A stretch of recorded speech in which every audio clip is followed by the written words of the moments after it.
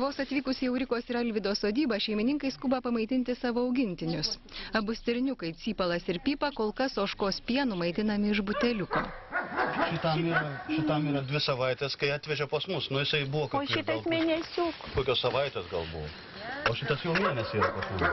Nebijok, neduosiu, niekam neduosiu. Ant kelio rastus stirniukus žmonės atvežė čia, žinodami, kad alunderiai mažaisiais puikiai pasirūpins. 10 hektarų teritorijoje ganosi danieliai ir retieji Dovydo elniai. Tad pirmiausia, alunderiai svečius supažindina su gyvūnais. Danieliai pasitinka šeimininkų, žinodami, kad šie pamalonins skanėstais. Mamos, lėliukas, junk neniuką. O kur lėliukai, kur kiti? Šitie... Spurgiai! Spurgutei! Iš tikrųjų, visų pirma prasidėjo konfliktas su medžiotojais, nes jie prie namų nušovė stirnytę. Ir mes buvom priversti visą tą 10 hektarų apsitverti. O aptverti mišką leidžia valstybė tik tai tokiu atveju, jeigu augini laukinius gyvūnus.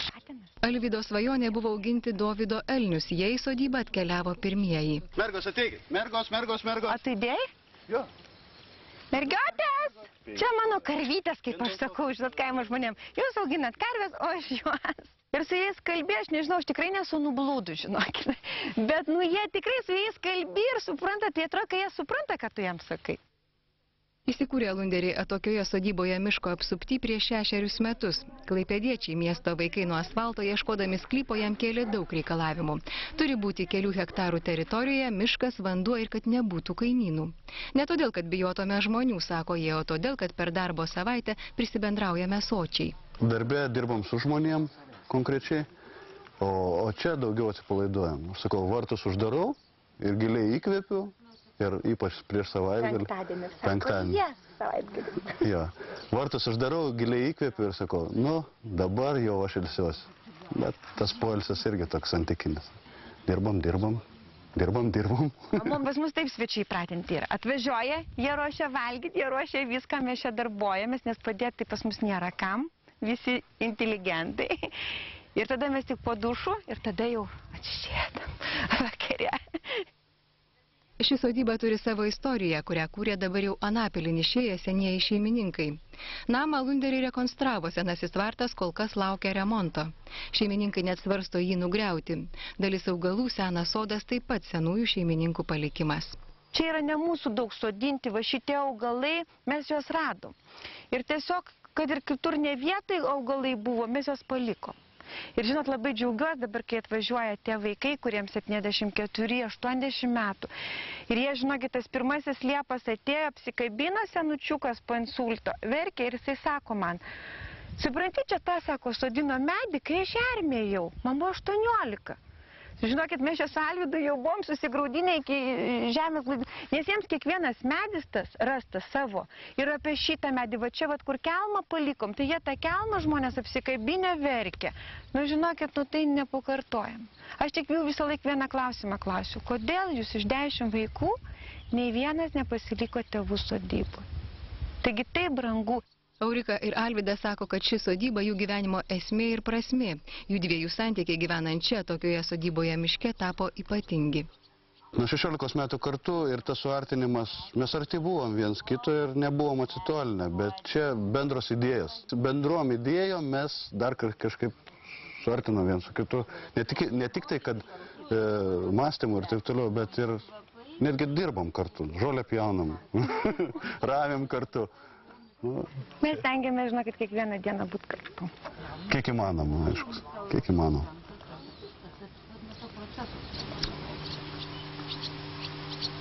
Paukščius ir gyvūnus mėgstančiai Alai sodyba palieka didžiulį įspūdį. Komentuosiu labai paprastai.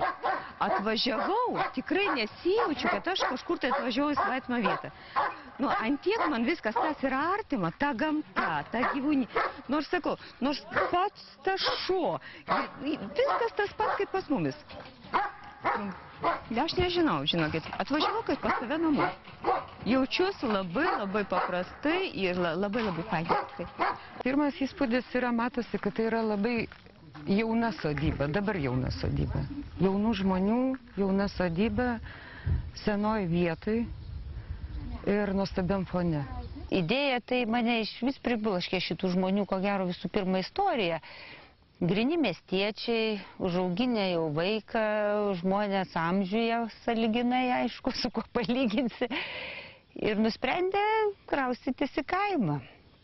Iš vidurio miesto, nuo asfalto, iš blokinio namo, nusiperka 10 hektarų, absoliučiai kardinaliai pakeičia gyvenimo būdą ir įdomiausia, kad 6 metai negali tuo atsidžiaugti. Man yra svarbiausia, kad aš matau, kad čia tikrai yra žmogaus rankom padaryta viskas. Bet man yra jau tas malonu. Ta, ką aš darau ir pati, kasdien. Ir čia tas pats. Jeigu kalbėti apie pačio pastato išorę, apdailą, jie kaip klaipėdiečiai imitavo tą vadinamą fachverkinę architektūrą. Tai čia tiesiog jiems matyt patiko tokie namai, nes jie galbūt išaugo tokioje aplinkoje, bet šiaip paėmus Žemaitijoje truputį kitokia buvo apdaila ir šiaip nelabai būdinga šitam regionui. Bet kita vertus, jie lyg ir, kaip sakoma, pasirašė, kad jie yra klaipėdiečiai, ar ne? Ir jau atvažiavus į šitą sodybą, jau gali jausti, kad čia matyti yra ne iš tos vietos kilę šeimininkai. Jeigu jūs mane pasikviestumėt, pavyzdžiui, į tą sodybą, kur yra daroma, viskas atvažiuoja, brigados žmonių, apželdininkų, viskas sutvarko, galbūt jinai yra ir graži, bet aš tikrai ten nevažiuočiau. Man ten neįdomu, paprasčiausiai. Man neįdomu. Pagrindinis kriterijus yra žmogaus, reiškia, šviečiantis veidas. O kita vertus, tai iš tiesų pribloškė. Jau vieni įvažiavus į sodybą, šitas didžiulis vandens telkinys, erdvės atsidarančios ir užsidarančios miškų ir rankom sukurti dalykai taip pat. Bet įėjus į šitą namą, aš norėčiau, ko gero, kalbėti visiškai apie kitus dalykus, negu kad kituose namuose mes kalbėdavom. Čia yra rekonstruotas senas namas. Ir nepaprastai džiaugiuosi šeimininkų išmanumu, nors jie lik ir gailisi šito proceso, kad jie nenugriovė tai, ką rado, ir nepastatė visiškai naujo, o pasistengė rekonstruoti seną rąstinį namą.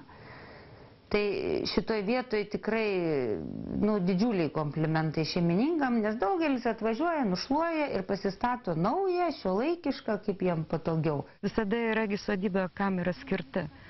Ar tik žiūrėjimai, džiaugsmai ir puoselėjimai, ar čia yra visiškai kitoks variantas, kada žmonės atiduoda visą save gyvūnėliams ir tuo metu dar vis lieka laiko, kad šitaip tvarkyti.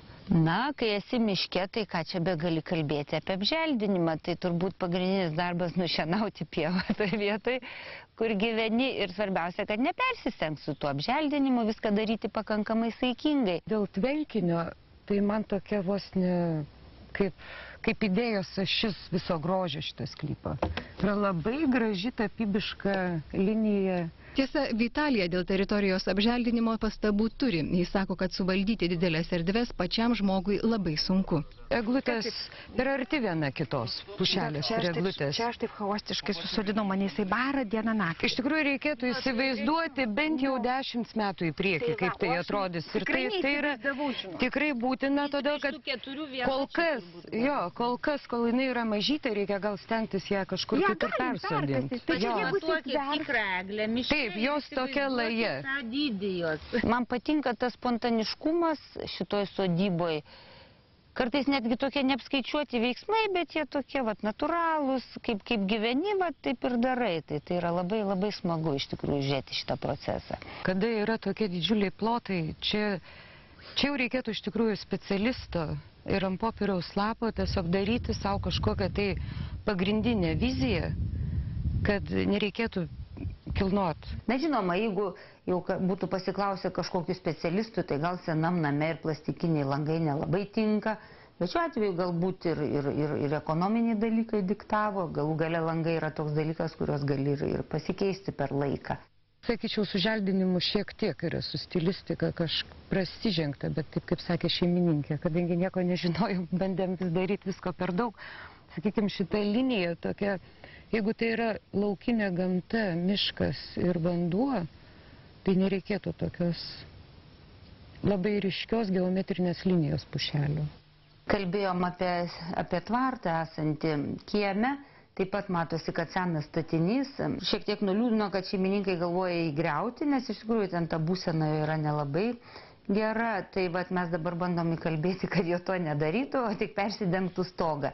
Jeigu mes atsietume ir aš žiūrėčiau tiesiog į sodybą, tai man iškart kristų į akis, kad tikrai niekada neleisčiau automobiliams važiuoti į pagrindinį kiemą, vidinį kiemelį, kur yra stalas. Kada šitiek yra erdvės, kažkur reikėtų patraukti automobilius. Tai čia vėlgi zonavimo kažkokia problema. Ala ir Jonas Teikertai konkurentų sodybą vertina labai gerai. Vitalija ir Ramunė rašo mažesnius balus. Tačiau pagrindiniai vertintojai esate jūs. Atsisveikindami su charizmatiškais abiejų sodybų šeimininkais įteikėme jiems projekto partnerių dovaną. Teikertams žurnalo Namas ir aš, o Alunderiams žurnalo Statyk praktinis būsto vadovas metinės prenumeratas. Pristatėme dar 2 sodybas. Priminsime, jog už patikusią galite skambinti trumpaisiais telefono numeriais. Balsavimas tęsis dar pusvalandį po laidos. Balsuoti kviečiame ir internetu svetainėje www.sodovizija.lt. Čia jūsų balsai laukiami iki pirmadienio vakaro. Kitoje laidoje matysite. Aš galvoju, kad grožis tiesiog išgelbės pasaulį, taip kaip ir yra pasakyta. Iš tikrųjų užburianti tokia vieta ir puikus iš tikrųjų žmogaus rankų darbo kūrinys šitoje vietoje yra. Pirmiausia, man turi gėlės būti nuravėtos. Jeigu gėlės nenuravėtos, tai aš verdu savį ir man trūksta. O daržas gali būti apžėlęs. Baisiai daug nereikalingų balkonų. Aš čia juos visus nukapočiau.